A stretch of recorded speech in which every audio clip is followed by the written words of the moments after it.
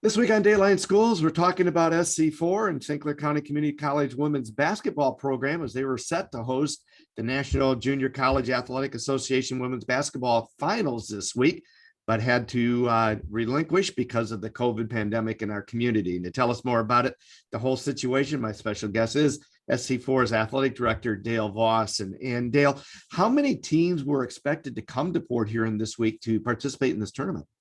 Sure. So it's 16 teams from across the country. The NJCAA is one of their taglines is they're the largest two-year college athletic organization in the world. So, but as far as the United States is concerned, we really have almost 100% of the community colleges, other than California, Oregon, and Washington.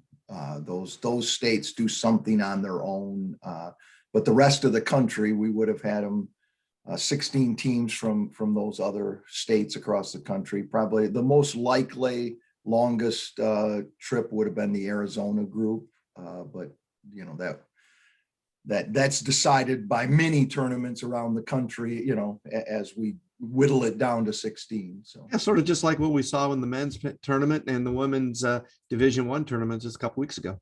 Yeah, it really is. They start with 64. I mean, I guess in theory we start with around 150 because everybody really does get a chance, kind of like the high school situation where everyone gets a chance to start with a local event and then keep moving forward. But yeah, we get down to 16 and then we bring them all to one place. So it's been the first time SC4 has had the privilege of hosting some sort of a national athletic event. Yes, that would be correct. We've hosted regional events. We've hosted for volleyball, softball, and both men's and women's basketball. We've hosted the event just prior. So we had teams at our place winning an event that sent them to the final 16, but we've never hosted the actual finals. Has SC4 ever gone to the finals?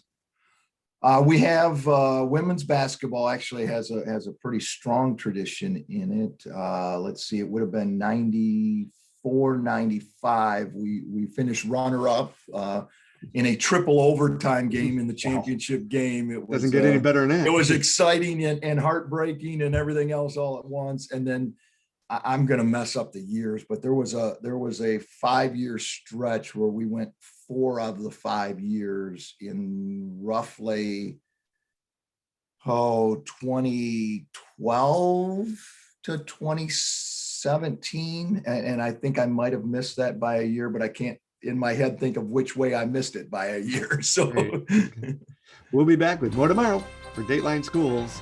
I'm Terry Hamilton.